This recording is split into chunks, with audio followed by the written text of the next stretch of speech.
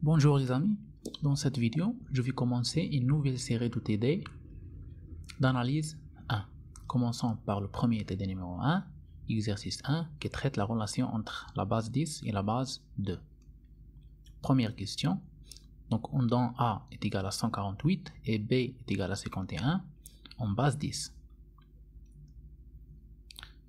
Première question, écrire A et B en base 2. Donc on va voir comment changer l'écriture du base 10 à la base 2. Commençons par le premier nombre, on a petit a égal à 148.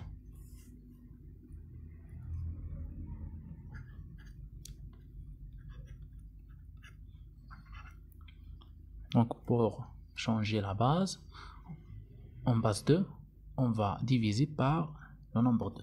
On va faire des divisions successives comme ceci. Donc on commence 148 divisé par 2. Et là c'est 0.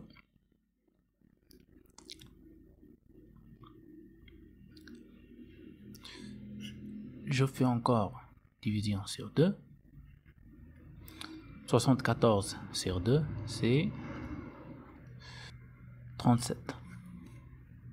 37 fois 2, c'est 74. Il me reste 0. Et de la même manière, je fais encore 37 sur 2. C'est 18. 18 fois 2,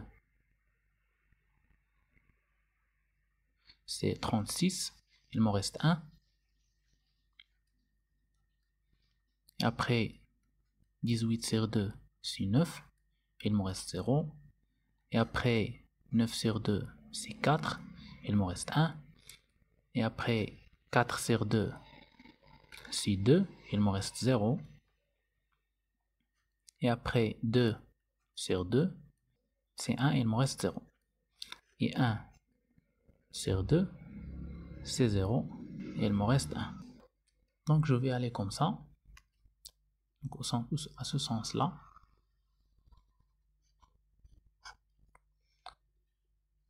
C'est-à-dire A est égal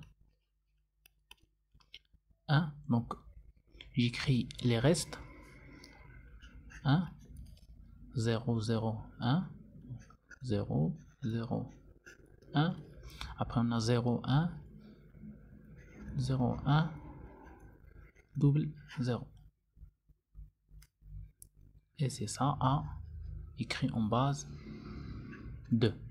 Pour vérifier, je peux faire est égal à ce 0 là fois 2 à la puissance 0 plus ce 0 là fois 2 à la puissance 1 plus ce 1 là fois 2 à la puissance 2 plus 0 fois 2 à la puissance 3 plus ce 1 là fois 2 à la puissance 4 plus 0 la fois 2 à la puissance 5 plus ce 0 la fois 2 à la puissance 6 et à la fin ce 1 là fois 2 à la puissance 7.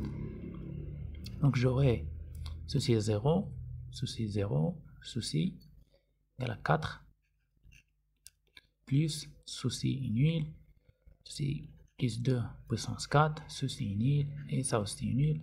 Il me reste 2 puissance 7. Ceci est égal à 4 fois 16 plus 128. 128 plus 16 plus 4, c'est-à-dire 128 plus 20, c'est 148. Et c'est exactement la valeur de A. Donc j'ai changé l'écriture de A en base 10 à la base 2. On fait la même chose pour la deuxième valeur, B est égal à 51. Donc je divise par 2 toujours. Donc j'ai 51 sur 2. C'est 25. 25 fois 2 c'est 50, il me reste 1. 25 sur 2 c'est 12. 12 fois 2 c'est 24, il me reste 1. 12 sur 2 c'est 6. 6 fois 2 c'est 12, il me reste 0. 6 sur 2 c'est 3. 3 fois 2 c'est 6, il me reste 0. 3 sur 2 c'est 1, il me reste 1.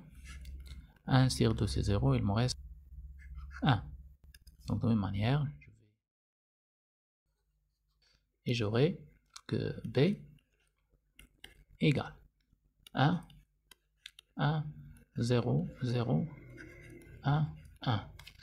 On voit que ceci est symétrique, mais j'y allais de ce sens-là. D'accord? 1, 1, 0, 0, 1, 1. Et ça en base 2. On vérifie. Donc 1 fois 2 à la puissance 0, plus ce 1 là fois 2 à la puissance 1, plus 0 fois 2 à la puissance 2, c'est 0, plus 0 fois 2 à la puissance 3, c'est 0, plus 1 fois 2 à la puissance 4, plus 1 fois 2 à la puissance 5. Donc j'aurai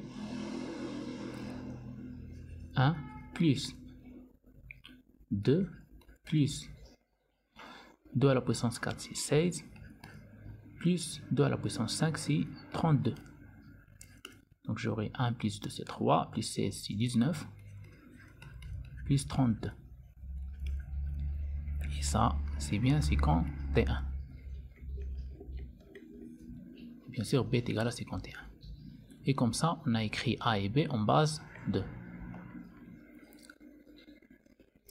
Je passe maintenant à la deuxième question. Effectuer en base 2 les opérations A plus B et A fois B. On commence par A plus B. Donc, deuxième question. Je vais calculer A plus B. Donc, j'ai que A égale 1, 0, 0, 1.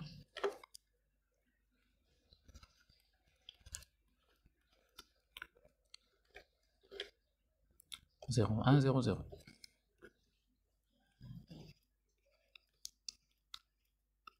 Et B égale à 1, 1, 0, 0, 1, 1. Bien sûr, en base 2. Je calcule A plus B.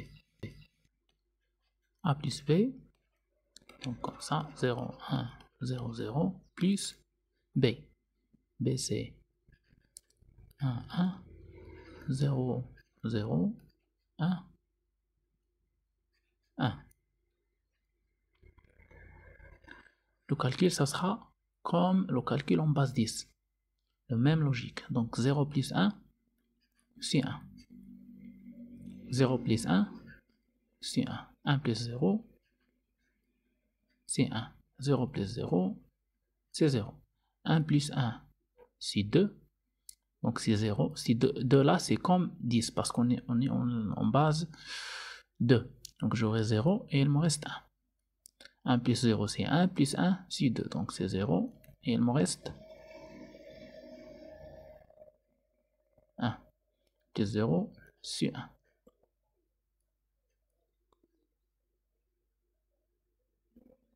1 plus 0, c'est 1. Donc voilà A plus B. Donc c'est ça, A plus B en base 2. Maintenant, je vais calculer A fois B. A fois B, donc je vais écrire A, c'est 1, 0, 0, 1, 0, 1, 0, 0 fois B. B, c'est 1, 1, 0, 0, 1, 1.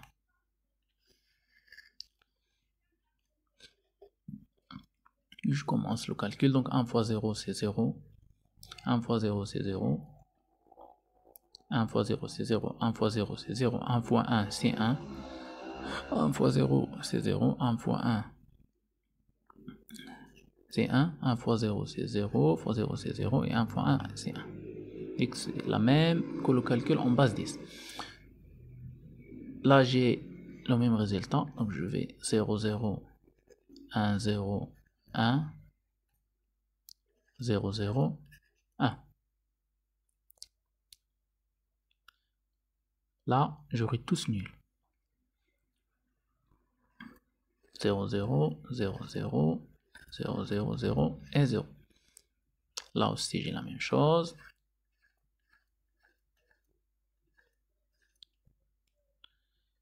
Et là, pour ces deux 1 là, donc j'aurai, c'est comme là, 0, 0, 1, 0, 1, 0, 0, 1. Donc double 0, 1, 0, 1, et double 0, et 1. La même chose, double 0, 1, 0, 1, double 0, et 1. Et je calcule la somme. Là c'est 0, là c'est 0 aussi, là c'est 1, là c'est 1, là aussi c'est 1, aussi là 1, 1, là c'est 0, il me reste 1, là c'est 1 et il me reste 1, là c'est 0, il me reste 1, et enfin on a 1, 1. Voilà, A fois B en base 2. Donc on a terminé la deuxième question. On a calculé A plus B, A fois B en base 2. Maintenant je vais vérifier les résultats, c'est-à-dire je vais reviendre à la base 10 et vérifier si le calcul est exact. Donc je vais calculer la somme de A et B en base 10 d'abord. Donc j'ai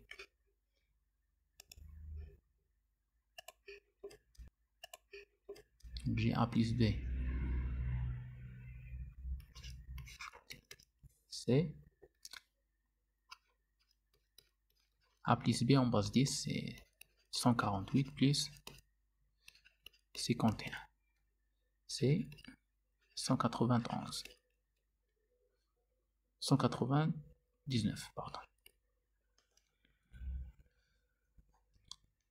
Et en base 2, j'ai calculé A plus B et j'ai trouvé 1, 1, 3, 0 et 3, 1. Donc j'ai 1, 3, 0 et 3, 1. Donc si 2 à la puissance 0 plus 2 à la puissance 1 plus 2 à la puissance 2, 2 à la puissance 3 à la puissance 4 à la puissance 5, donc à la puissance 6 et à la puissance 7. Donc 2 à la puissance 6 plus 2 à la puissance 7. Donc c'est 1 plus 2 plus 4 plus 4 fois 4 c'est 16 fois 2 c'est 32, donc c'est 64. Et plus 2 à la puissance 7 c'est 128. Donc là j'ai 1 plus 2 3 plus 4 c'est 7 plus 64 plus 128 c'est 192. Et ceci égale à 199. Voilà, j'ai vérifié les calculs. Donc mes calculs sont justes. Donc je passe à A fois B. C'est 148 fois 51. Donc c'est 148 fois 5 fois 10 plus 148. Donc je vais calculer 148 fois 5. C'est 0, 4. 5 fois 4 c'est 20, donc c'est 24. Il me reste 4. Donc le reste c'est 2. 5 fois 1 c'est 5, plus 2 c'est 7. Donc c'est 740 fois 10, donc j'ajoute 0 plus 148. Il me donne 7548. Je vais vérifier. Donc A fois B en base 2 est égal 3, 1, 0, 1, 0, 0, 1, 0, 5, 1, 2, 0. 5, 1 et 2, 0. Ceci en base 2. Donc ceci est égal. 2 à la puissance 0 et 2 à la puissance 1 fois 0 c'est 0. Donc 2 à la puissance 2 plus 2 à la puissance 3 plus 2 à la puissance 4 plus 2 à la puissance 5 plus 2 à la puissance 6. 1, 2, 3, 4, 5, c'est ça. 2 à la puissance 7 n'existe pas. 2 à la puissance 8. 2 à la puissance 9 n'existe pas. 2 à la puissance 10. Et 2 à la puissance 11. Et 2 à la puissance 12. Donc 2 à la puissance 2 c'est 4. Plus 8. Plus 16. Plus 32. Plus 64. 2 à la puissance 8 c'est 256. 1024. Plus 1024 fois 2, c'est 2048. Plus 2048 fois 2, c'est 4096. Donc je vais calculer cette somme-là. 4 plus 8, c'est 12. 12 plus 16, c'est 28. 28 plus 32, c'est 60. Plus 64. Plus 256, plus 1000, plus 2000, plus 4000, c'est 7000. 24, ce 4 là avec 96, c'est 100. Donc il me reste 20 plus 48, c'est 68. Donc ceci est égal. 60 plus 64, c'est 124. 124 plus 166, donc c'est 380. Plus 7168. Et ceci est égal 7300 plus 1 c'est 400, 548. Et voilà, c'est ça exactement notre résultat. Et voilà, comme ça on a terminé la première question. Donc je passe maintenant à la deuxième question qui dit: dans quelle base de numération notée x peut-on avoir 11 en base x plus 6 en base x cube égale à 11 en base x carré? Question 2.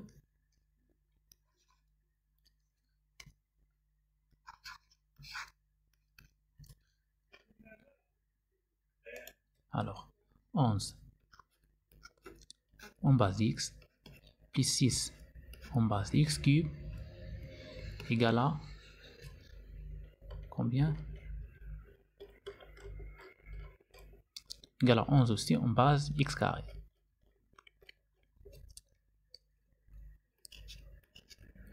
Base x carré.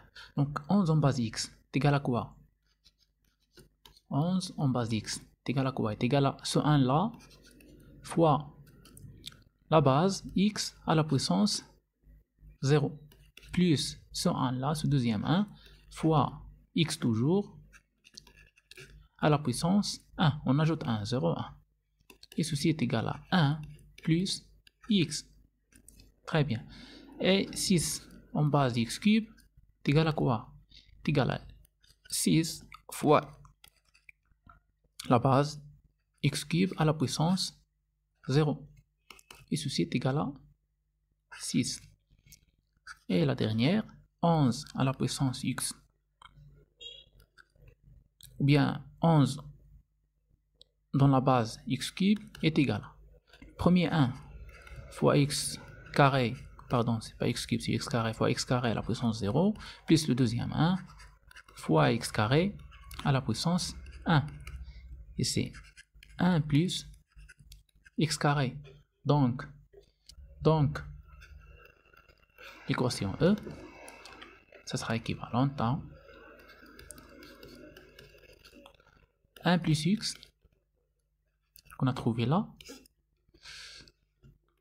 plus 6 égale à 1 plus x carré. C'est-à-dire que x carré moins x moins 6 égale à 0. Et voilà, c'est une équation de deuxième degré qui est facile à traiter. Donc, je calcule delta. C'est pi carré moins 4ac. Pi carré, c'est 1 au carré, c'est moins 1 au carré, c'est 1. Moins 4 fois a qui est égal à 1. Pardon, fois a qui est égal à 1.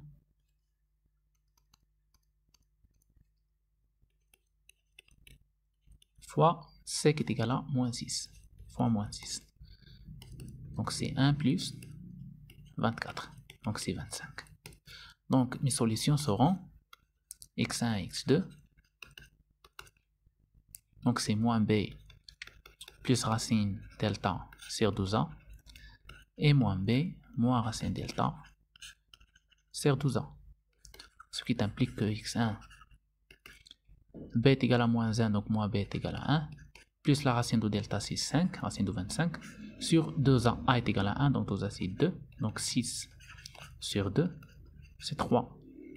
Et la deuxième valeur, c'est x2 est égal à 1 toujours, mais là, moins 5 sur 2. 1 moins 5, donc c'est moins 4 sur 2. Donc c'est moins 2. Et voilà, comme ça, j'ai trouvé le x que je veux. Donc bien sûr, je vais prendre la valeur positive parce que c'est une base, ou bien c'est une base de numération. Donc x doit être nécessairement positif. Donc la solution, ça sera x est égal à 3. X est égal à 3. Et comme ça, on a terminé le premier exercice du premier TD.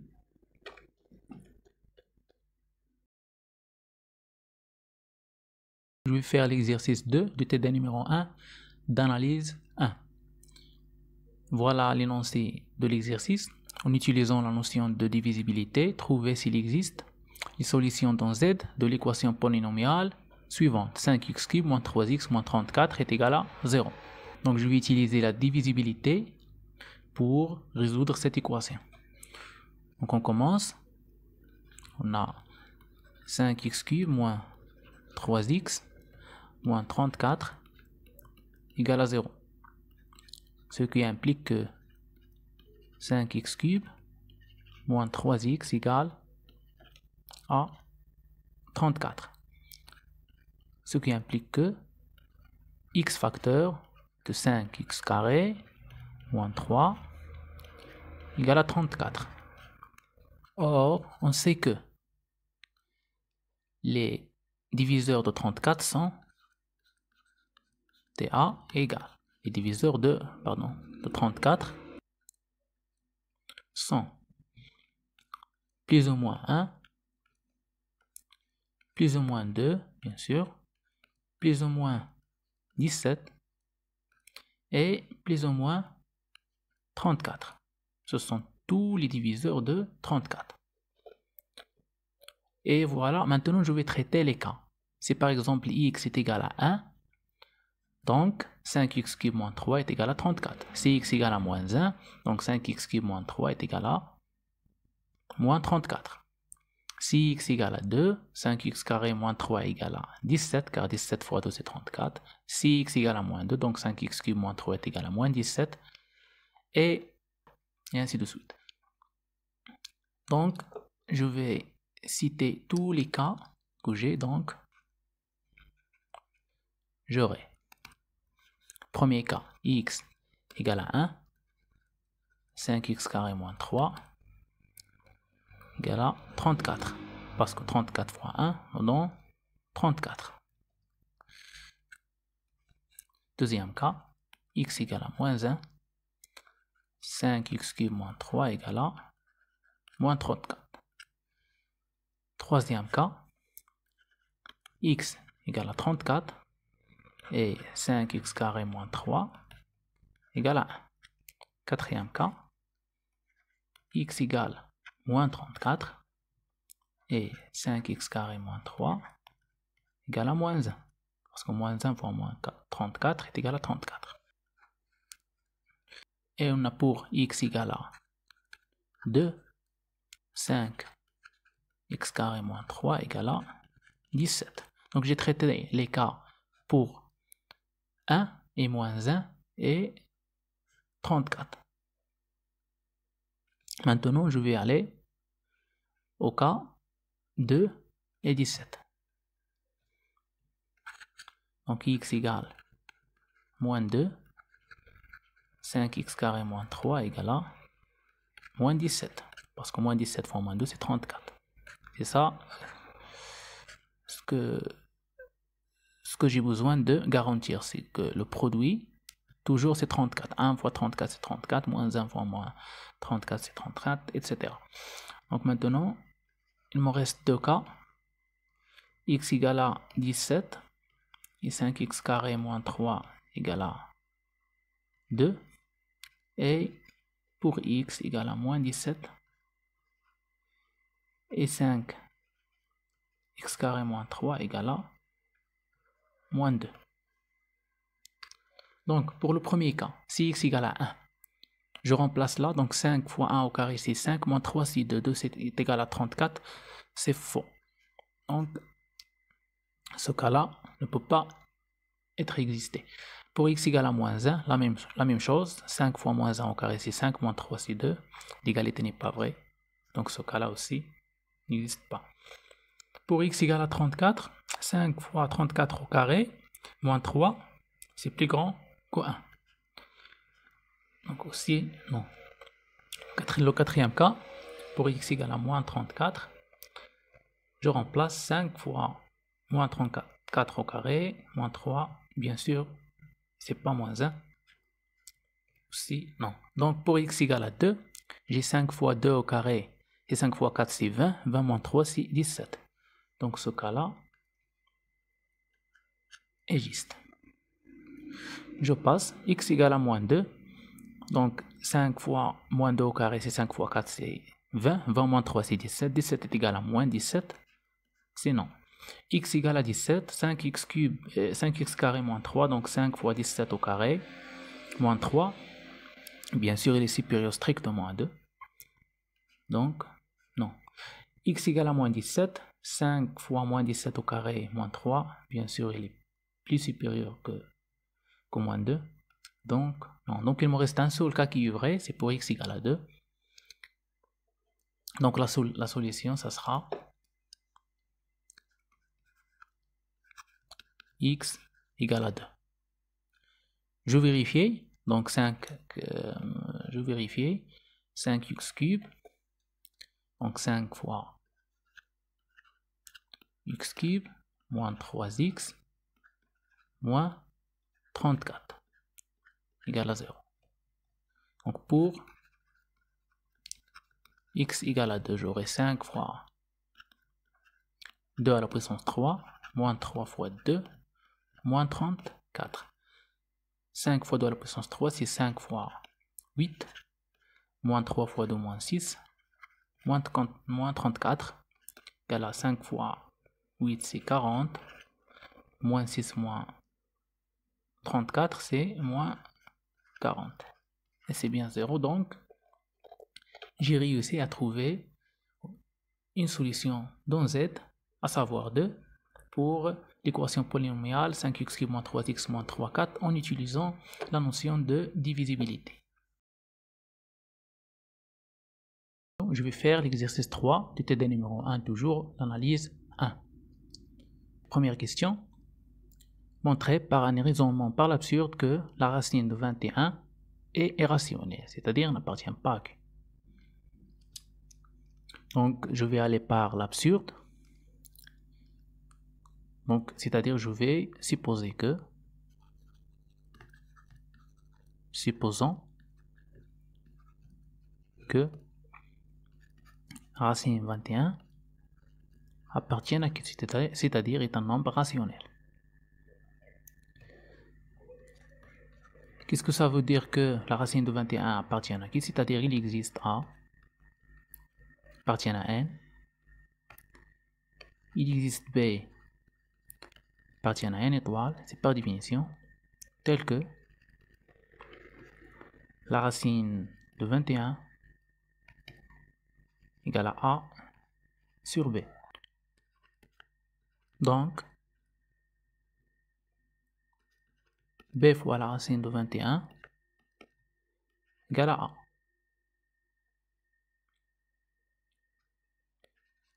alors que b carré fois 21 égale à a carré. Ce qui implique que 7 fois 3 fois b carré égale à a carré. Ce qui implique que 3, je vais choisir 3, ou bien 7, c'est la même chose. Donc on choisit 3, donc 3 divise a carré. Or, 3 est un nombre premier. Donc, 3 va diviser a. Puisqu'il divise a carré est un nombre premier, donc il divise a. C'est-à-dire, il existe a1 appartient à n tel que 3 fois a1 égale à a. Donc je remplace dans b carré fois 21 égale à a carré. J'aurai quoi? J'aurai a carré, c'est 3a1 au carré égale à b carré fois 21. Ce qui implique que 9a1 au carré égale à b carré fois 21. Je simplifie par 3 dans les deux côtés. J'aurai que 3a1 au carré égale à b carré 21 sur 3, 6, 7 fois 7. Donc qu'est-ce qu'on constate là? On constate que 3 est un diviseur de b carré. Donc 3 divise b carré. De la même manière qu'on a fait là, or 3 est un nombre premier, donc or 3 est un nombre premier, donc 3 divise b.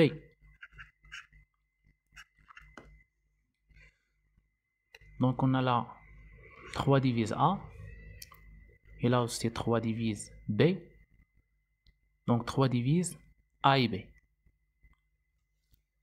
Ce qui implique que le plus grand diviseur commun de a et b est différent de 1. Ce qui est absurde.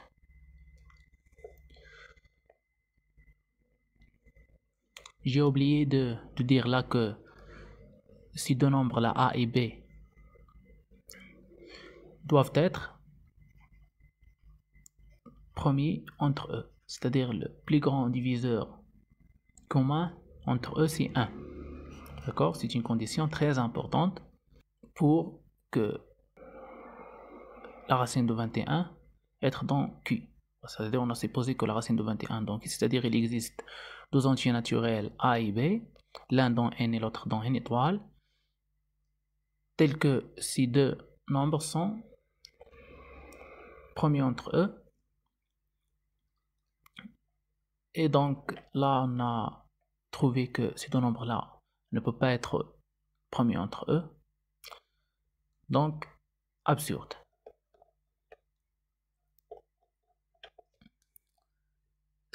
Ce qui implique que la racine de 21 n'appartient pas à Q. Donc on passe à la deuxième question.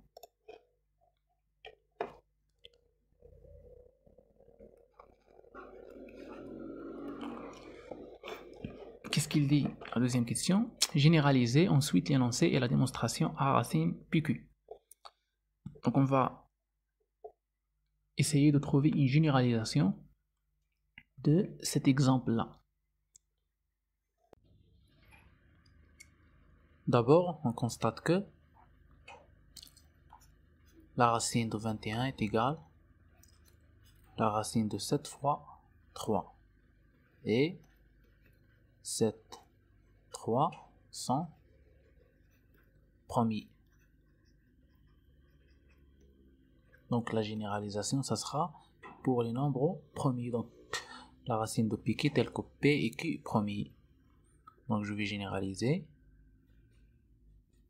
Quel que soit PQ appartiennent à un carré,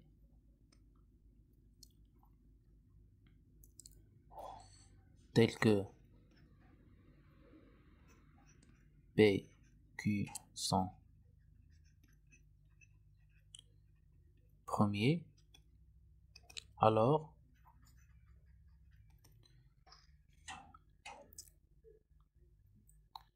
la racine de P fois Q n'appartient pas à Q. Mais il faut que P soit différent de Q, parce que si P est égal à Q, j'aurai la racine de P fois Q, c'est la racine de P carré. C'est égal à P, appartient à N, donc appartient à Q. Donc il faut que j'ajoute là que P est différent de Q, c'est-à-dire P et Q sont distincts.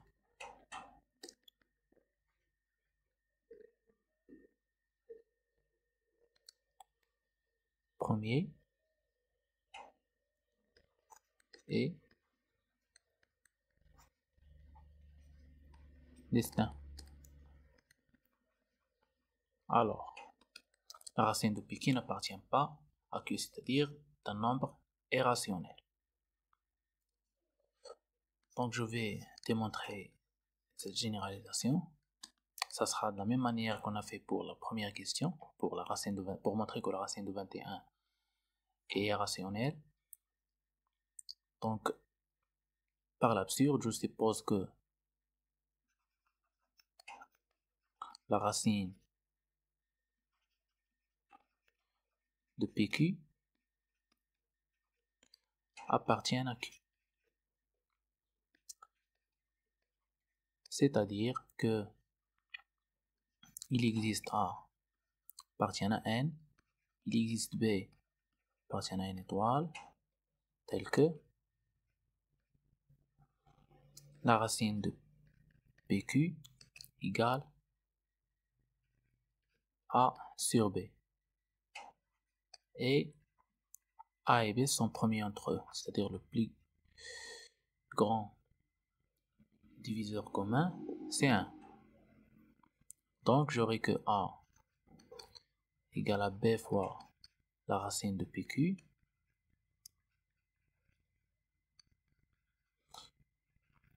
J'enlève au carré, donc A carré est égal à B carré fois P fois Q.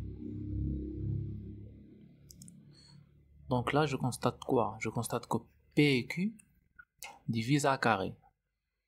Je choisis par exemple P, c'est la même chose, donc soit P soit Q, donc je choisis P, donc P divise A carré. Or, qu'est-ce qu'on a dit pour P? P est un nombre premier, parce qu'on a supposé que P et Q sont premiers, donc P premier, et P divise A carré, donc P divise A. Or, P est premier,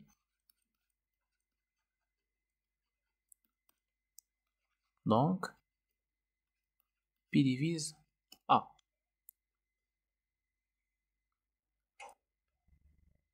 C'est-à-dire, qu'est-ce que ça veut dire P divise A? C'est-à-dire il existe A1, un élément de N, tel que A égale P fois A1. Donc je remplace la valeur de A là, dans cette égalité. Qu'est-ce que j'aurai? J'aurai P fois A1 au carré égale à quoi? Égale à P carré fois Pi fois Q. Donc j'aurai quoi? J'aurai P carré fois A1 au carré égale à P carré, B carré fois P fois Q. Je simplifie par P.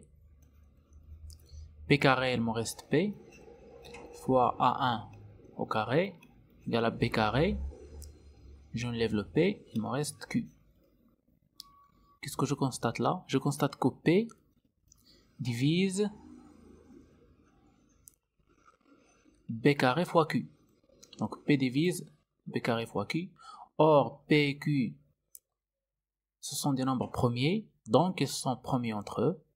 Donc je vais écrire P divise B carré fois qui, et P qui sont premiers, donc P et Q sont premiers entre eux.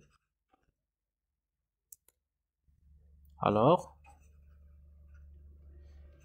P divise B carré.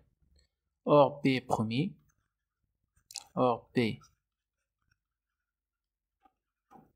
est premier. Donc, P divise B. Donc là, j'ai trouvé que P divise A. Et là, j'ai trouvé que P divise B. Donc, d'après 1 et 2, j'aurai que le plus grand diviseur commun de A et B est différent de 1. Parce qu'on a P divise A et B, et P est différent de 1 parce qu'il est un nombre premier.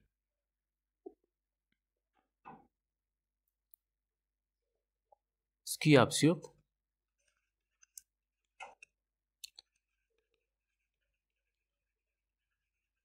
d'après l'hypothèse qu'on a que A et B sont premiers entre eux. Donc là, j'ai trouvé un diviseur commun de A et B qui est différent de 1. Donc absurde. Donc la racine de PQ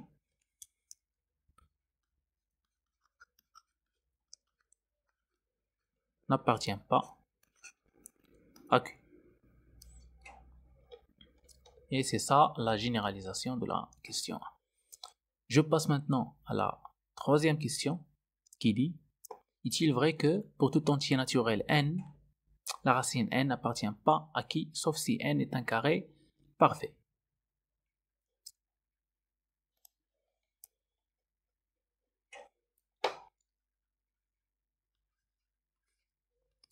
Question C, de montrer que quel que soit n appartienne à n étoile, on a la racine de n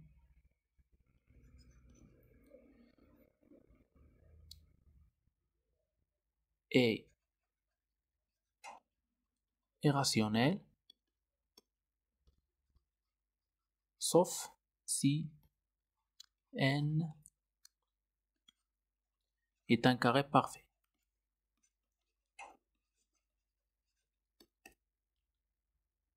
Donc, je vérifie. Si n est un carré parfait, c'est-à-dire, donc si n est un carré parfait, donc il va exister un élément A de n tel que n égale à A carré. Donc, la racine de n égale la racine de A carré égale à A, parce qu'A appartient à n positif, qui appartient à n, et donc appartient à Q.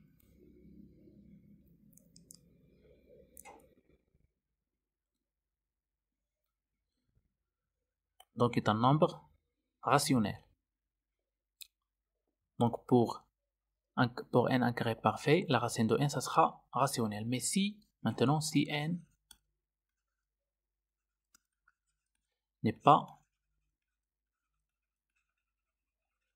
un carré parfait, je vais montrer que la racine de n est irrationnelle, c'est-à-dire n'appartient pas à Q.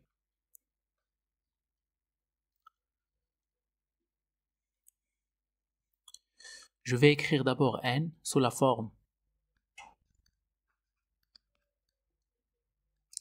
A1 à la puissance m1 fois A2 à la puissance m2 fois A3 à la puissance m3 jusqu'au fois AK à la puissance mk, tel que les AI de i allant de 1 jusqu'au k sont des nombres premiers.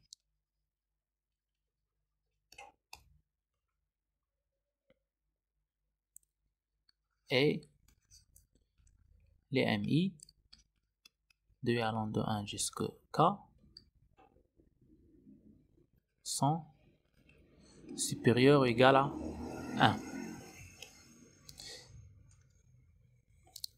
Donc si les MI de i allant de 1 jusqu'au K, ce sont des nombres pairs, sont pairs, donc n est un carré parfait. D'accord?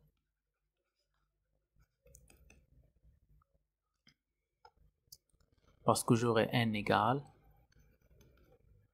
à 1 fois 2 C1, tel que 2 C1 c'est M1, parce que M1 est un nombre pair, fois A 2 C2, tel que 2 C2 c'est M2, jusque AK fois 2 CK, tel que 2 CK c'est MK, parce que MK est pair. Et là j'aurai que égal A1 C1 fois A2 C2 jusqu'à AK CK, le tout au carré. Donc n est un carré parfait, puisqu'il est un carré parfait, donc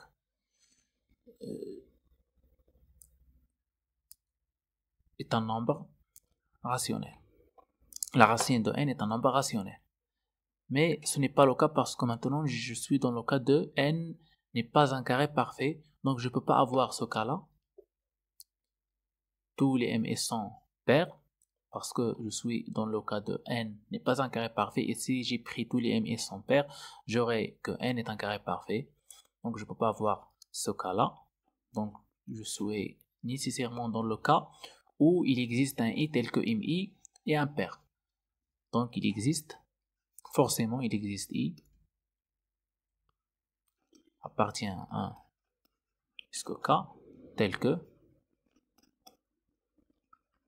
mii impair. Il peut exister d'autres, mais il faut au minimum qu'il existe un qui est impair. Donc je suppose que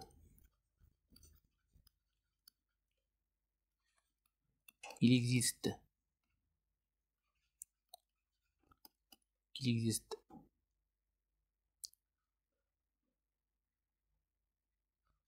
R éléments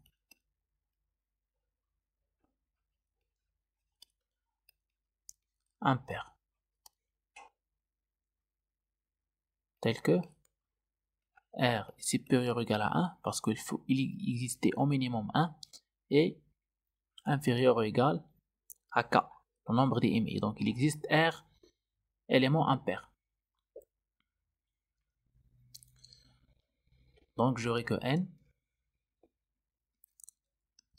égale à quoi? Égale à A1 fois A1 à la puissance M1 fois A2 à la puissance M2 jusqu'au AK à la puissance MK. J'ai rien fait, j'ai coupé la valeur de n. C'est égal à quoi? Donc j'ai R éléments qui est impair. Donc pour les éléments qui sont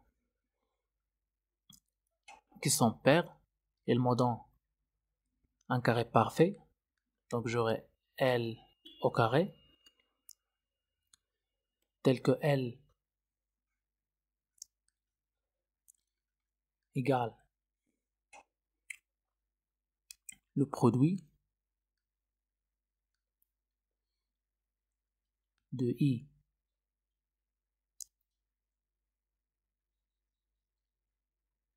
allant de 1 jusqu'à K-R,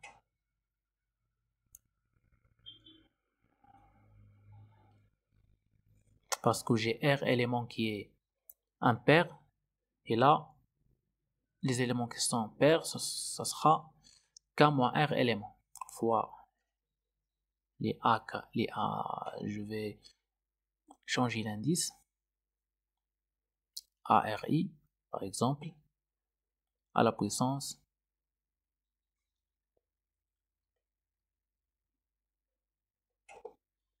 MRI, M indice RI. Et ces MRI là sont pairs bien sûr. J'ai enlevé les éléments impairs, les puissances impaires, il me reste seulement les puissances paires. Et ça, bien sûr, ça sera un carré parfait, c'est-à-dire est égal au produit de ARI, de A indice RI,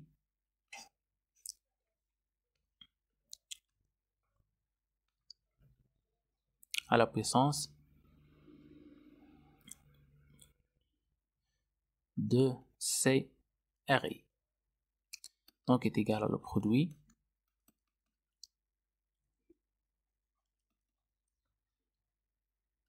de allant de 1 jusqu'à K moins R de ARI puissance CRI. Le tout au carré.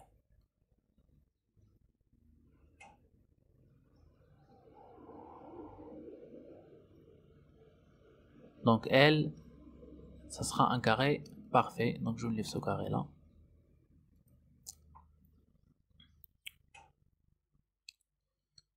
Je le note. L' au carré. Donc j'aurai la L' au carré. C'est le produit des A, RI, MRI. De I allant de 1 jusqu'au K moins R. Qu'est-ce qu'il me reste? Donc, il me reste le produit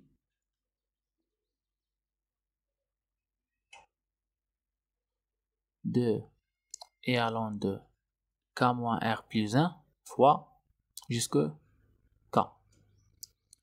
Des A, RI fois à la puissance M, RI. Donc N sera égal à L' au carré fois ces MRI là qui restent, ce sont impaires. Donc voilà les paires de I allant de 1 jusqu'au K moins R. Donc il me reste R éléments pairs et R éléments impairs, pardon. Ce sont là de K moins R plus 1 jusqu'au K.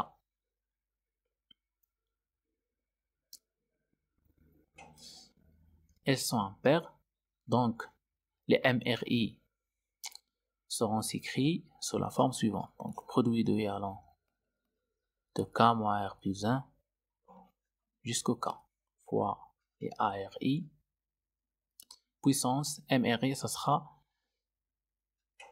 2 fois TRI plus 1. Pardon, c'est plus 1 parce que ce sont des éléments impairs. Et ceci est égal, bien sûr,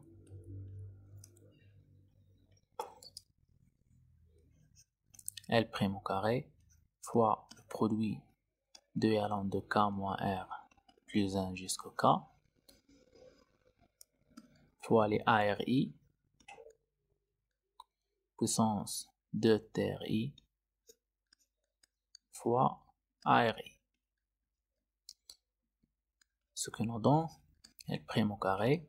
Ceci aussi est un carré parfait. Produit des ARI puissance TRI, le 2 au carré. J'ai enlevé le 2 là. Donc, 2 I allant de K moins R plus 1 jusqu'au K. Le tout fois produit des ARI. De I allant toujours de K moins R plus 1 jusqu'au K. Vous pouvez refaire le calcul chez vous. C'est pas très compliqué. Donc j'aurai là, je remplace là par un, je sais pas, par un grand 1 par exemple. Donc j'aurai L' fois m au carré fois le produit 2 allant de k moins r plus 1 jusqu'au k dA RI. Voilà, j'ai trouvé une autre expression pour l'élément n.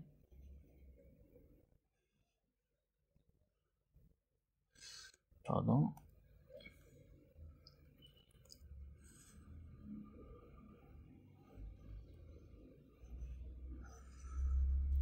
Voilà mon élément n. Donc la racine de n, ça sera.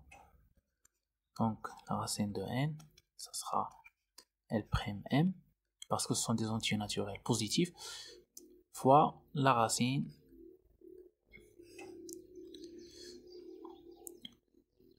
du produit de V allant de K moins R plus 1 jusqu'à K dARI.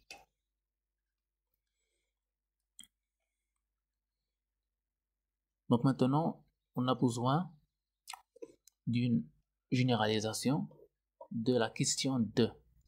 C'est-à-dire, dans la question 2, on a montré, on a généralisé, c'est-à-dire la question 1 dans la question 2, mais je vais encore généraliser la racine PQ à la racine d'un produit des éléments premiers. C'est-à-dire, là, j'ai pris seulement deux éléments de n, P et Q, mais je peux encore généraliser pour P1, P2 jusqu'au Pn, n éléments premiers, distincts, 2 à 2. Je peux montrer que la racine de P1 fois P2 fois P jusqu'au Pn n'appartient pas à Q, c'est-à-dire est un nombre irrationnel. C'est-à-dire, je peux montrer que quel que soit P1 jusqu'au Pn appartiennent à n, puissance n, tel que les pi de i allant de 1 jusqu'à n sont premiers et distincts.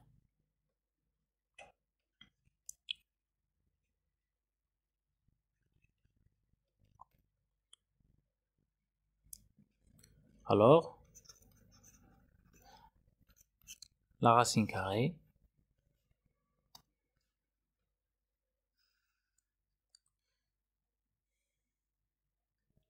du produit de i allant de 1 jusqu'à n dpi n'appartient pas à Q. C'est un nombre irrationnel si les pi se sont premiers et distincts 2 à 2. Là, je vais ajouter 2 à 2 distincts.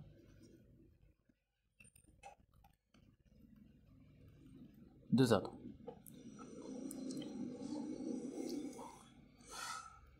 On peut l'admettre comme un résultat. Donc, ce résultat-là, je vais l'utiliser ici, c'est-à-dire, j'aurai les ARI, ce sont des éléments premiers et distincts, 2 à 2. Donc, la racine de leur produit n'appartient pas à Q. Donc, j'aurai ce nombre-là n'appartient pas à Q. Et ce nombre-là appartient à Q, appartient à N, et donc appartient à Q. Produit d'un élément appartient à Q et un élément n'appartient pas à Q, nous donne un élément qui n'appartient pas à Q. Et comme ça, j'ai montré que la racine carrée de n n'appartient pas à Q, sauf si n est un carré parfait. Donc, la réponse de la question 3 est oui. C'est-à-dire, il est vrai que pour tout entier naturel n, la racine n n'appartient pas à Q, c'est-à-dire un nombre irrationnel, sauf si n est un carré parfait. Et comme ça, on a terminé là l'exercice 3. Je vais essayer de traiter l'exercice 4 du TD numéro 1, toujours analyse 1. On définit le sous-ensemble de R suivant. A est égal la partie entière de x plus 1 sur x, tel que x est supérieur strictement à 1,5. Première question, montrer que A est borné. Donc, pour montrer que A est borné, je vais essayer de distinguer les cas. Donc, j'ai toujours que x est supérieur à 1/2. Donc, si x est supérieur à 1/2 et inférieur à 1. Alors, qu'est-ce que j'aurai là dans ce premier cas? J'aurai que la partie entière de x égale à 0. D'accord? Parce que la partie entière de x, c'est le plus grand entier naturel qui est inférieur à x. C'est-à-dire, par exemple, la partie entière de 3,5, c'est 3. C'est le plus grand entier naturel qui est inférieur à ce nombre-là, à 3,5, c'est 3. Là aussi, on a x est compris entre 1/2 et 1, c'est-à-dire il s'écrit sous la forme 0, quelque chose. Donc, 0, un nombre là, n'importe quel que soit, va être égal à 0. 0, c'est le plus grand entier naturel qui est inférieur à 0, quelque chose. C'est pour ça que j'ai écrit que la partie entière de x est égale à 0. Bien.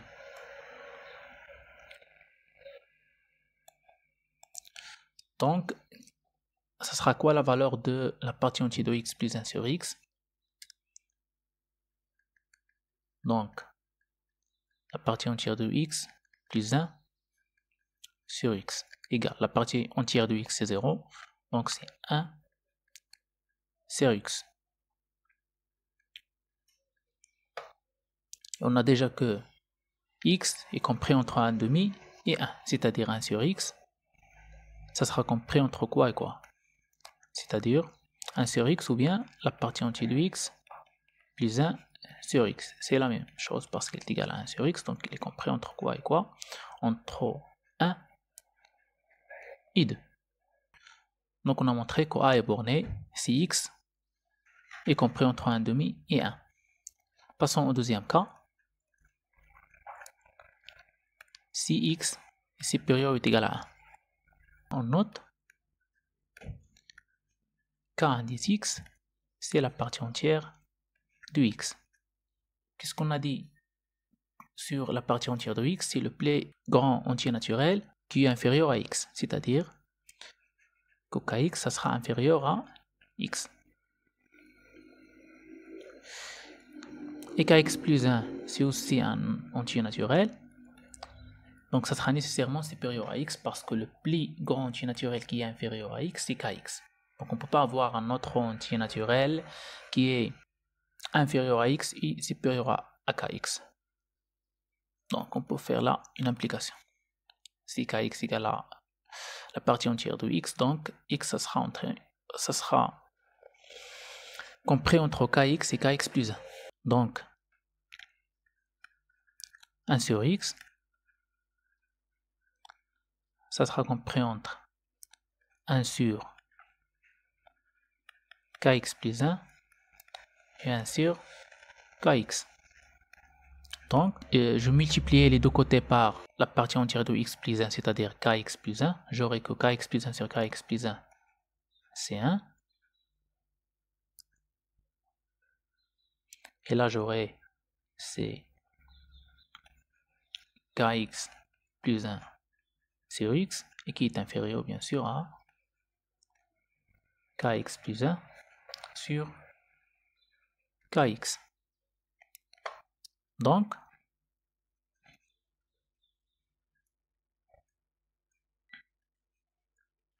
kx plus 1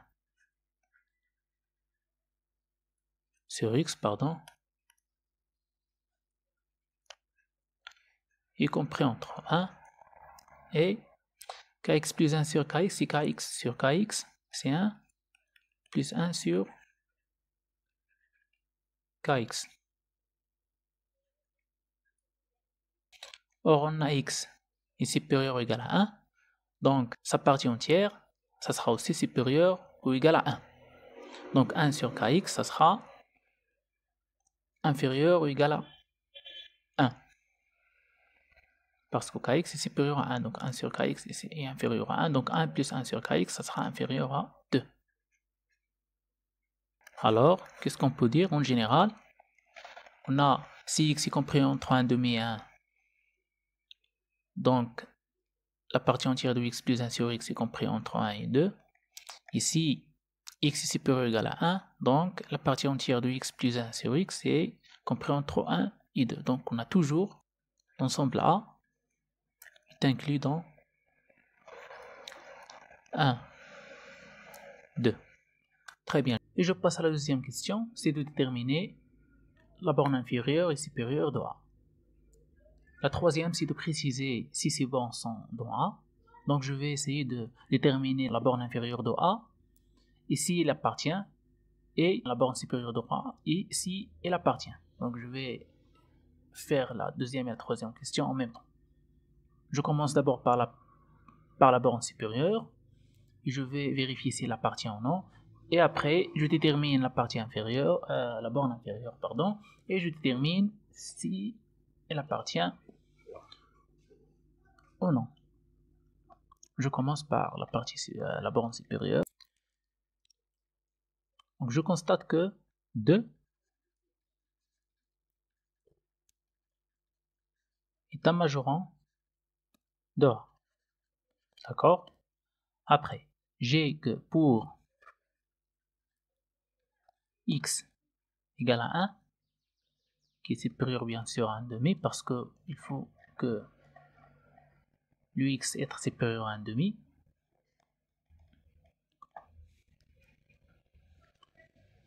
Donc pour ce x là, j'ai que la partie entière de x plus 1 sur x est égal à la partie entière de 1 plus 1 sur 1. C'est-à-dire 1 plus 1 sur 1, c'est 2 sur 1, c'est 2. Donc 2 bien sûr est un élément de A. Donc 2 est un majorant de A, est un élément de A, donc directement c'est le sup.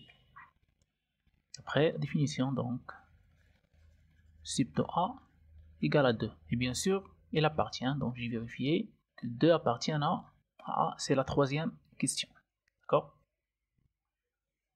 Je peux écrire là, c'est 3. Donc, c'est la première partie. La deuxième partie, c'est pour 1. Donc, vérifions que, ou bien, vérifions si l'inf de A est égal à 1. Et on va vérifier aussi si elle appartient ou non. Si c'était 1, est-ce que ce 1-là appartient à A?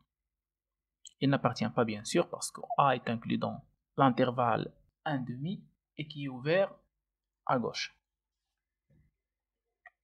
Donc pour vérifier si l'inf de A est égal à 1, donc il faut vérifier que, quel que soit epsilon positif, il existe y epsilon qui appartiennent à A, tel que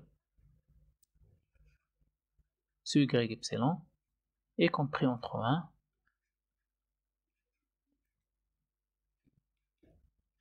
et 1 plus.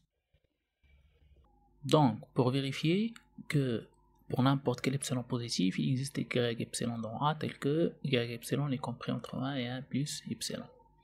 Donc je vais d'abord prendre un epsilon positif, soit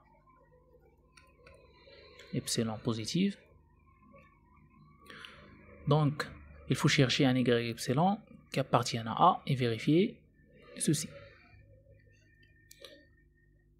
Donc d'abord y epsilon est dans A, c'est-à-dire y epsilon, on cherche un y epsilon tel que y epsilon égale partie entière de x epsilon plus 1 sur x epsilon, tel que x epsilon est supérieur à 1 demi, par définition de l'ensemble A. Donc x est toujours supérieur à 1 demi. Si x est supérieur à 1 demi, alors la partie entière de x plus 1 sur x est supérieure à 1. Donc il faut d'abord garantir que x est supérieur à 1 demi. C'est ça ce que j'ai fait là. Donc x epsilon supérieur à 1 demi. Donc, je vais aussi garantir que y epsilon est compris entre 1 et 1 plus epsilon. C'est-à-dire que la partie entière de x epsilon plus 1 sur x epsilon est compris entre 1 et 1 plus epsilon.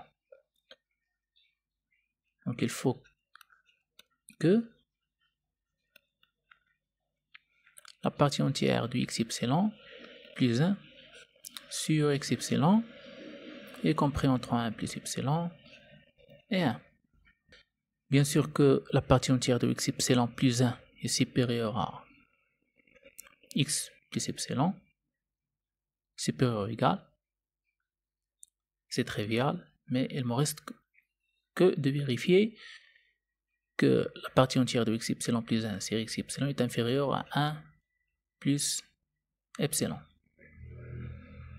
Mais je vais vérifier les deux parties, d'accord? Vérifions d'abord la première partie. Donc vérifions que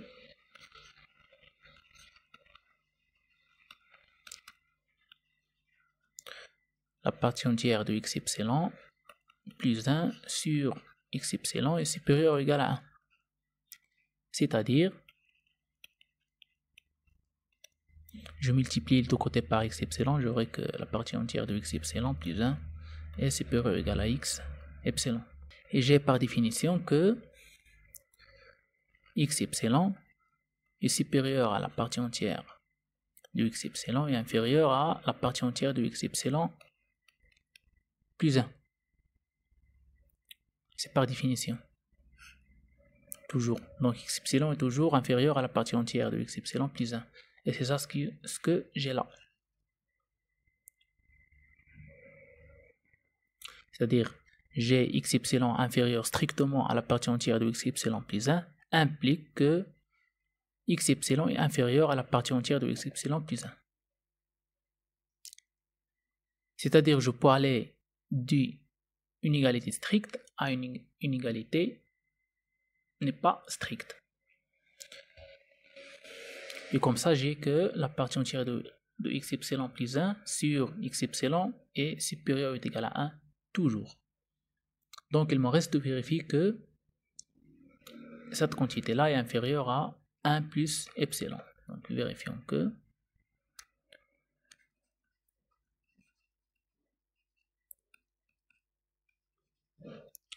la partie entière de x epsilon plus 1 sur x epsilon est inférieur à 1 plus epsilon. C'est-à-dire, il faut vérifier que la partie entière de x epsilon plus 1 est inférieure à x epsilon fois 1 plus epsilon. C'est-à-dire x epsilon fois 1 plus epsilon fois x epsilon.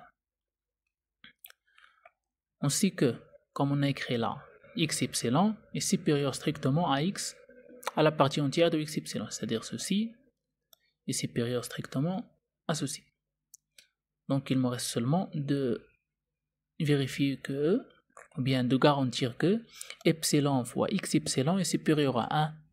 Et comme ça, j'aurai que x epsilon plus epsilon x epsilon est supérieur à la partie entière de x epsilon plus 1. J'aurai toute l'inégalité vraie. J'ai déjà que x epsilon, je répète, j'ai déjà que x epsilon est supérieur à sa partie entière. Ceci, donc ceci est déjà supérieur à ceci. Donc il me reste seulement de garantir que epsilon fois x epsilon est supérieur à 1. Donc, il me reste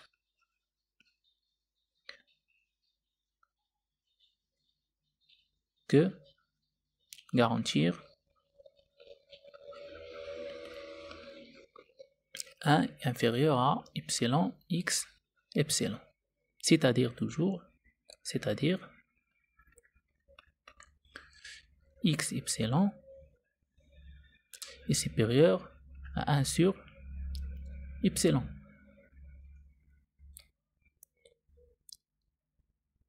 Donc, j'ai le droit de poser, je pose ou bien je prenons x epsilon égale à 1 sur epsilon. Mais c'est pas suffisant parce que, qu'est-ce qu'on a dit déjà? On a déjà dit que x epsilon doit être supérieur à 1,5. D'accord? C'est ce qu'on a par définition de A. X, ça sera toujours, doit être toujours supérieur à 1,5 pour que cette quantité-là être un élément de A. Donc, il faut qu'elle soit supérieure à 1 sur epsilon et supérieure à 1,5. Strictement, donc je vais poser ou bien prendre un x epsilon qui est égal à le max de ces deux valeurs, c'est-à-dire max de 1,5 et de 1 sur epsilon. Et plus 1. Pourquoi plus 1? Parce que je veux avoir que x epsilon doit être supérieur strictement à 1 sur epsilon et supérieur strictement aussi à 1,5. Donc j'ajoute n'importe quelle valeur là pour assurer ça. Donc j'ajoute par exemple 1. Donc je vais vérifier maintenant que pour ce x epsilon que j'ai choisi, mon y epsilon qui est égal à la partie entière de x epsilon plus 1 sur x epsilon appartient à A, bien sûr, et est compris entre 1 et 1 plus epsilon. Pour la première inégalité, y epsilon supérieur est égal à 1, c'est-à-dire la partie entière de x epsilon plus 1 est supérieure sur x epsilon est supérieur ou égal à 1 est toujours vérifié. Donc je vais vérifier seulement la deuxième inégalité, c'est que y epsilon inférieur à 1 sur epsilon, inférieur strictement. Donc je vais vérifier que y epsilon qui est égal à la partie entière du x epsilon plus 1 sur x epsilon est inférieur strictement à 1 plus epsilon. Voilà, c'est ça l'inégalité que je veux vérifier. Donc, je vais aller par des équivalences. Donc, ceci est équivalent à la partie entière de x epsilon plus 1 sur x epsilon est inférieur. Je multiplie les deux côtés par x epsilon. Il me reste la partie entière de x epsilon plus 1 inférieur strictement à 1 ou bien à x epsilon plus epsilon fois x epsilon. Ce qui est équivalent à dire que... Donc je remplace x epsilon par sa valeur. Max de 1,5, 1 sur epsilon plus 1. Donc j'aurai deux cas. Soit que x epsilon est égal à 1,5 plus 1, c'est-à-dire 3,5. Donc j'aurai que la partie entière de 3,5, si je l'écris, la partie entière de 3,5 plus 1 est inférieur à x epsilon, c'est 3,5 plus epsilon fois 3,5. Ça, c'est 1,5 est supérieur à 1 sur epsilon. Ou bien, c'est-à-dire x epsilon égale 3,5. 1,5 plus 1. Ou bien, j'aurai que x epsilon égale à 1 sur epsilon plus 1, donc la partie entière de 1 sur epsilon plus 1, plus 1, qui est inférieur à 1 sur epsilon plus 1, plus epsilon fois 1 sur epsilon plus 1. Bien sûr, ça, c'est 1,5 est inférieur à 1 sur epsilon. C'est-à-dire que x epsilon est égal à 1 sur epsilon plus 1. Ce qui est équivalent à dire que... Donc là, j'ai la partie entière de 3 sur 2, c'est 1, plus 1, c'est 2. Donc j'aurai que 2 est inférieur à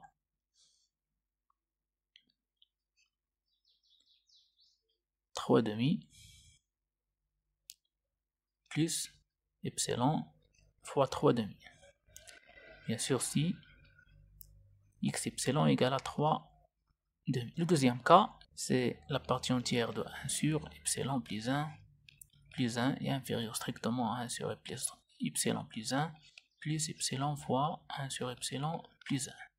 Bien sûr, si x epsilon égale à 1 sur epsilon plus 1. Donc, pour la première, j'ai que 2 est inférieur à 3 demi plus epsilon fois 3 sur 2.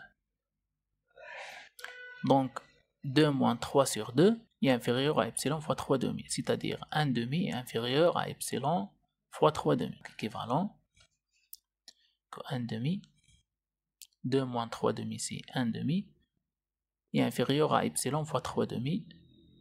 Je multiplie par 2 sur 3 sur les deux côtés, donc j'aurai 1 demi fois 2 sur 3, j'aurai 1 sur 3,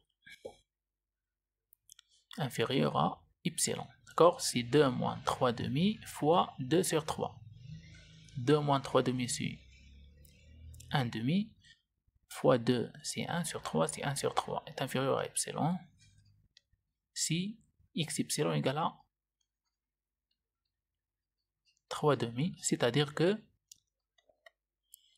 1 demi est supérieur à 1 sur epsilon. C'est-à-dire 1 demi est supérieur, bien, oui, c'est supérieur à 1 sur epsilon. C'est-à-dire epsilon est supérieur à 2. Epsilon supérieur à 2, donc epsilon est supérieur à 1 sur 3, donc ceci est vrai. Je passe au deuxième cas. La partie entière de 1 sur epsilon plus 1, celle-ci, est toujours inférieure à 1 sur epsilon plus 1. D'accord? Mais est-ce que ce 1-là est inférieur à ceci? À epsilon fois 1 sur epsilon plus 1. C'est ça ce que je vais vérifier là. Donc, est-ce qu'on a 1 est inférieur à epsilon fois 1 sur epsilon plus 1. C'est-à-dire, je prends epsilon à l'autre côté, j'aurai que 1 sur epsilon est inférieur à 1 sur epsilon plus 1. Oui, c'est toujours vrai. 1 plus 1 sur epsilon est supérieur à 1 sur epsilon. Donc, ce deuxième cas est aussi juste. Donc, je ne vais pas l'écrire. Donc, ceci, deuxième cas, est aussi juste. Juste. Donc, ceci est juste. Donc, ceci est juste. Donc, alors, ceci est juste. Donc, ceci est juste. Par des équivalences. Donc, j'y vérifie que mon y epsilon qui est égal à la partie entière de x epsilon plus 1 sur x epsilon est inférieur strictement à 1 sur epsilon et il est aussi supérieur ou égal à 1. Donc, j'ai terminé l'exercice. Je vais faire l'exercice 5 du TD numéro 1 d'analyse 1. Je lis l'énoncé, soit à un sous-ensemble de R, non vide et minoré. On note M, la borne inférieure, de A. On pose B est égal à A inter, l'intervalle moins l'infini M plus 3. Première question, montrer que B est minoré. Deuxième question, déterminer sa borne inférieure. Je commence par la première question. On va montrer que B est minoré, c'est-à-dire on va trouver un minorant de B, c'est-à-dire un élément qui est inférieur de tous les éléments de B. Donc on n'a que petit m est la borne inférieure de A, donc petit m est un minorant de A. Donc, pour tout élément de A, on a petit m qui est égal à l'inf de A est un minorant. Donc, m est inférieur ou égal à x pour n'importe quel élément de A. Or, on a B est inclus dans A parce que B est égal à A inter l'intervalle ouvert moins l'infini 1 plus 3. Donc, on a B est inclus dans A. Donc, puisqu'on a pour n'importe quel élément de A, M est inférieur à X, alors, en particulier pour les éléments de B. Donc, c'est ça A. Alors, B, elle est là. Donc on a, quel que soit x appartiennent à A, m est inférieur à x, c'est-à-dire tous les éléments qui sont dans A, ils sont inférieurs à x. Donc aussi les éléments qui sont dans B seront inférieurs à x. Donc en particulier,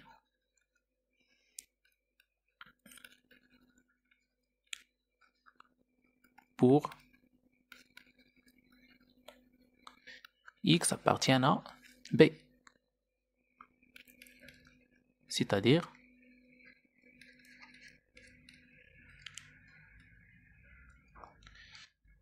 que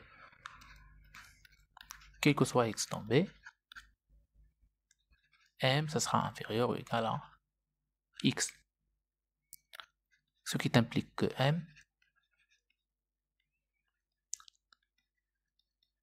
est un minorant de B. Alors, B est minoré. Car il suffit de trouver un seul minorant de B pour dire que B est minoré. Donc je passe maintenant à la deuxième question. C'est de déterminer la borne inférieure de B. Donc je note MB égale à l'inf de B. Or on a montré que M est un minorant de B. Alors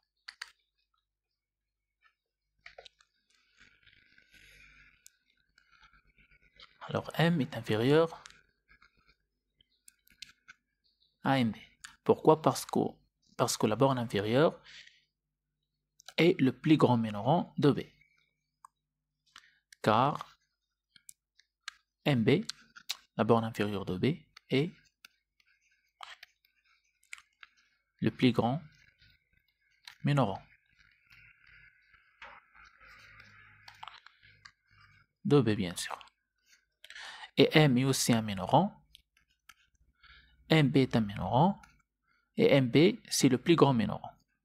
La borne inférieure est toujours le plus grand minorant. Donc MB, ça sera supérieur ou est égal à M. Voilà le premier résultat.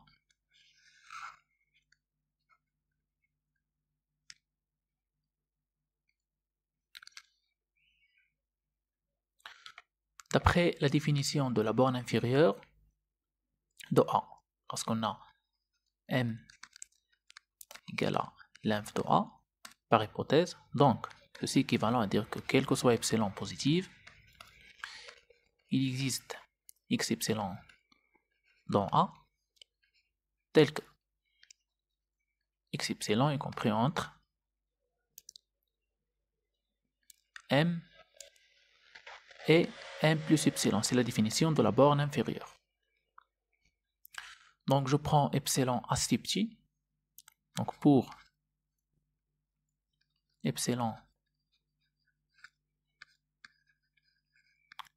assez petit, tel que M plus epsilon est inférieur à M plus 3.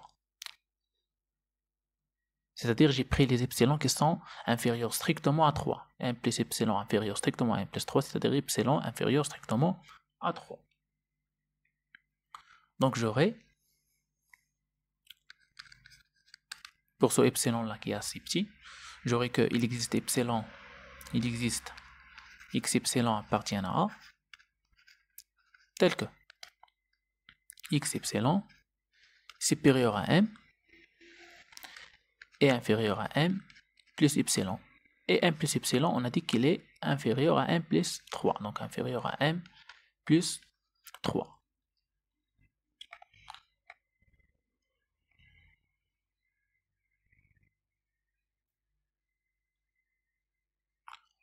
Or, on a x epsilon est dans A, et x epsilon est inférieur strictement à M plus 3. Donc, x, il est dans A, x, il est là, et il est inférieur à 1 plus 3, c'est-à-dire il est là aussi. Donc, il appartient à l'intersection. Et l'intersection, c'est quoi? C'est B. Donc, x epsilon appartient à grand B. Donc, ce x epsilon-là, que j'ai trouvé, appartient à grand B. Donc, toujours pour ce epsilon qui est assez petit, mon x epsilon que je vais trouver dans A, elle est dans B aussi. Or, je sais quoi? Or, je sais que, quel que soit x appartient à B, tous les éléments de B, ils sont supérieurs à MB, sont supérieurs à la borne inférieure de B, c'est-à-dire x supérieur à MB, parce que MB, c'est la borne inférieure de B, donc tous les éléments sont supérieurs à MB. Donc,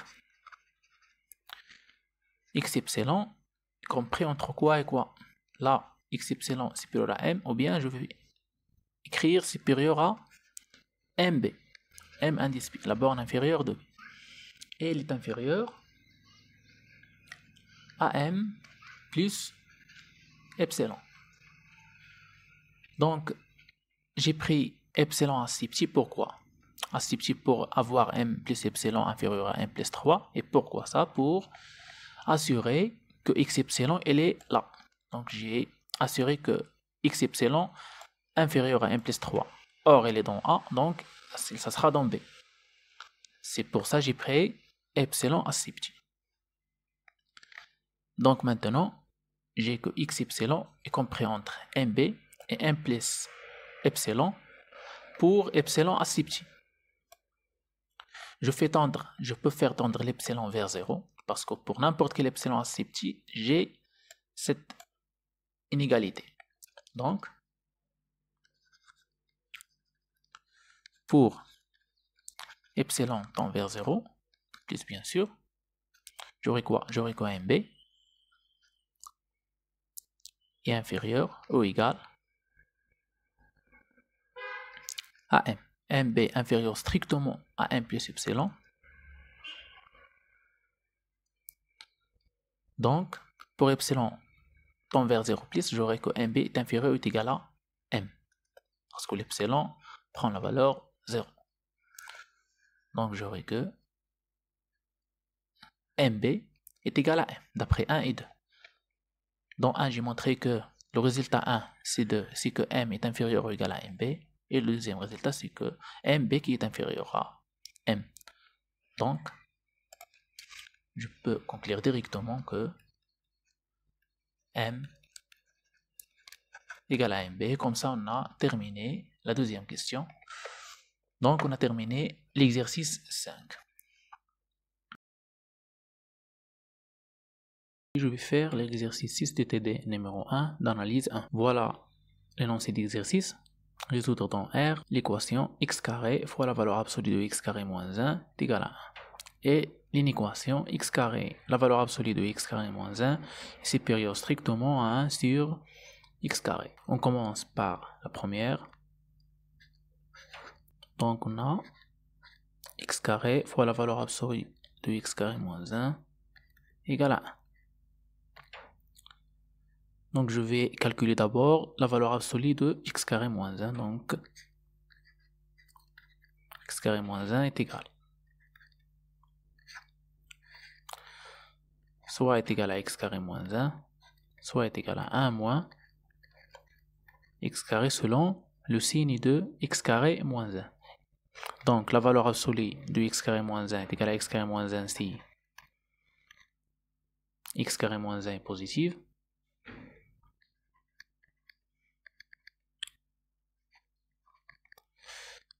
Et là, si x carré moins 1 est négatif. Donc, x carré moins 1 est positif, ça veut dire que x carré est supérieur ou est égal à 1. Ça veut dire que x supérieur ou égal à 1 ou x est inférieur ou égal à moins 1. Et là, veut dire que x carré moins 1 est négatif, c'est-à-dire que x carré est inférieur à 1, c'est-à-dire que x est compris entre moins 1 et et 1. Donc, je vais traiter les cas. Si x est compris entre moins 1 et 1,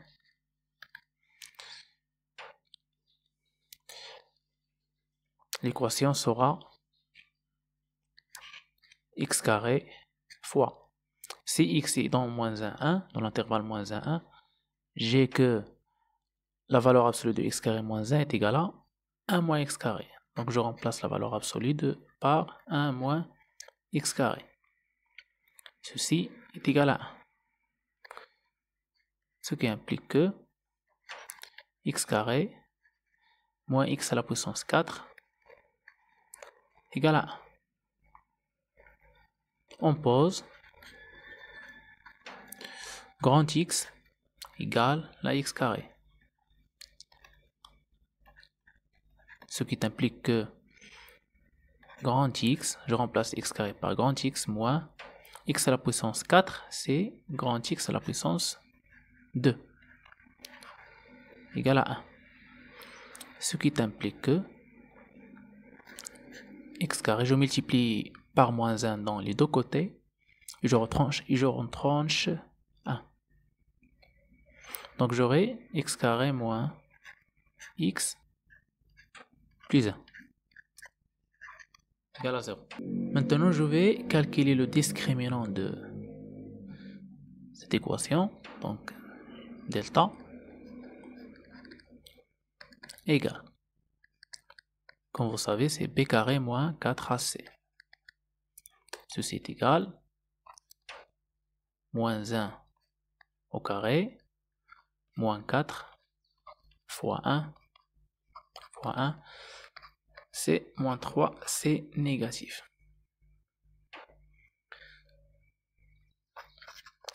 Donc, S, l'ensemble de solutions, est vide. Donc, l'équation n'admet pas de solution sur l'intervalle moins 1, 1. D'accord? On passe maintenant au deuxième cas, à l'intervalle moins l'infini moins 1 union 1 plus l'infini. Donc si x appartient à moins l'infini moins 1 union 1 plus l'infini.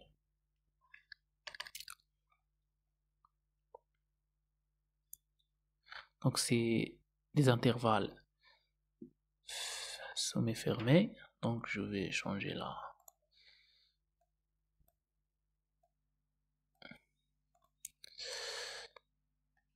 Je vais inclure le moins 1 et le 1 dans mon intervalle. Donc si x tend moins l'infini moins 1 union 1 plus l'infini, la valeur absolue de x carré moins 1 c'est x carré moins 1. Donc l'équation ça sera x carré fois x carré moins 1 est égal à 1. Ce qui implique que x à la puissance 4 moins x au carré moins 1 égale à 0. On pose toujours x égale à x carré, grand X égale à x carré. Alors, j'aurai grand X au carré moins grand X moins 1 égale à 0. Je calcule mon discriminant delta est égal à b carré moins 4ac est égal à moins 1 au carré moins 4 fois 1 fois moins 1. Donc c'est 1 plus 4, c'est 5. Donc mes solutions seront x1 et x2, x1 et x2, moins b plus racine delta sur 12a. Et là c'est moins b moins racine delta sur 12a. Donc x1 est égal moins 1 c'est 1 plus racine 5 sur 2. Et là, c'est 1 moins la racine de 5 sur 2. 1 plus racine 5 sur 2, c'est positif, c'est trivial. Et 1 moins racine 5 sur 2, c'est négatif. Pourquoi? Parce qu'on a 1 est inférieur à 5. Donc, la racine de 1, ça sera inférieur à la racine de 5. Donc, et la racine de 1, c'est 1. Donc, 1 moins racine de 5, c'est négatif. Donc, 1 moins racine de 5 sur 2, ça sera aussi négatif. C'est trivial. Et il ne faut pas oublier que nous sommes en train de résoudre cette équation qui a comme on connaît grand X. Donc là, on a des grands X là. Donc là, c'est grand X indice 1. Et là, c'est grand X indice 2. Et quand vous constatez que grand X est positif toujours. Grand X est positif toujours parce qu'il est égal à 1 carré parfait. X carré. Donc, ce cas-là, qui est vrai, ce cas-là ne peut pas être réalisé. Donc, j'aurai que ma solution est que grand X égale à 1 plus racine 5 sur 2. Ce qui implique que x1 ou bien petit x égale la racine de 1 plus racine 5 sur 2 ou bien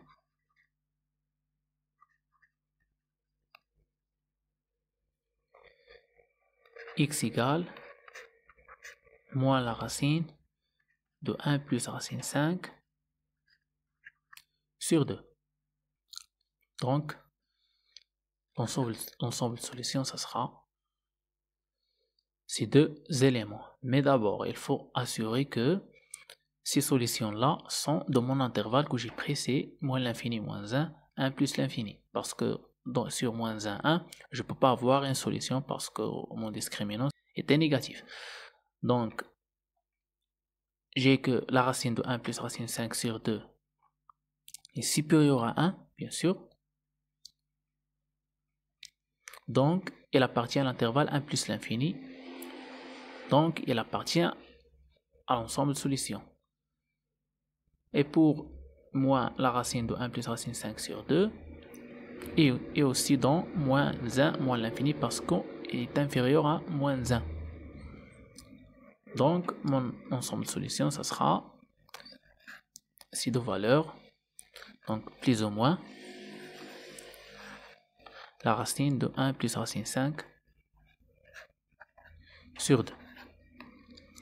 Et voilà, j'ai terminé ma première question. Je passe à la deuxième, qui est une équation. La valeur absolue de x carré moins 1 est supérieure strictement à 1 sur x carré.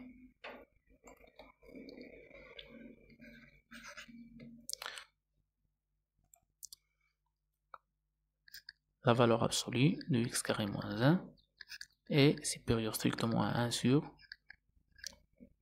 x carré. Je vais traiter les cas toujours pour calculer la valeur absolue de x carré moins 1 comme on a fait dans notre équation. Donc x carré moins 1, sa valeur absolue égale à soit x carré moins 1, soit 1 moins x carré selon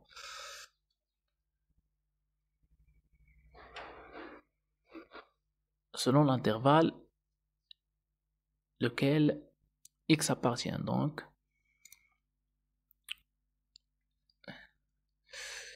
si x appartient à moins 1, j'aurai que la valeur absolue de x carré moins 1 égale à 1 moins x carré, car x carré moins 1, ce sera négatif. D'accord? Donc, L'inéquation, ce sera 1 moins x carré supérieur à 1 sur x carré. Ce qui implique que je multiplie par x carré dans les deux côtés, j'aurai que x carré moins x à la puissance 4. Je retranche 1 moins 1 est supérieur à 0. Je pose toujours grand X égale à petit x au carré. Donc j'aurai que grand X moins grand X au carré moins 1 supérieur à 0. Ce qui implique que je multiplie par moins 1 dans les deux côtés. J'aurai que grand X au carré moins petit x plus 1 est inférieur à 0. Donc, je calcule le discriminant delta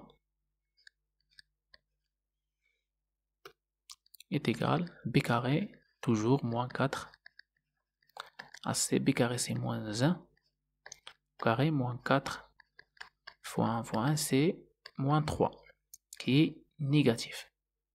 Donc, je ne peux pas avoir une solution parce que j'ai que si delta est négatif, j'aurai que x carré moins x plus 1 est toujours positif. C'est-à-dire il prend le signe de A. Le signe de A, et on a A est égal à 1. 1 fois x carré, et c'est ça le A, c'est 1, donc 1 est positif. Et l'inégalité, ou bien le polynôme x carré moins x plus 1 prend le signe de A, qui est positif, donc ça sera toujours positif. Donc, l'inéquation n'admet pas une solution sur l'intervalle moins 1. C'est-à-dire que S égale à l'ensemble vide. Je passe au deuxième cas. Si x appartient à moins l'infini moins 1, union 1 plus l'infini. Donc dans ce cas-là, j'aurai que la valeur absolue de x carré moins 1 reste x carré moins 1 car x carré moins 1 est positif. Parce que x carré, ça sera supérieur à 1. Donc l'inéquation, ça sera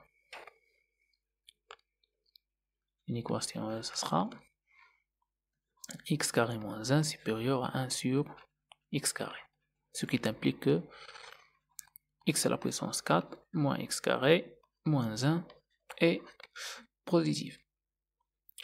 Toujours je pose x égale à grand X égale à petit x au carré. Et donc j'aurai grand X au carré moins grand X moins 1 positif. Je calcule le discriminant de x au carré moins x moins 1 égale à 0. Le discriminant delta, ça sera b carré moins 4ac, c'est toujours, donc c'est moins 1 au carré moins 4 fois 1 fois moins 1, donc c'est 5.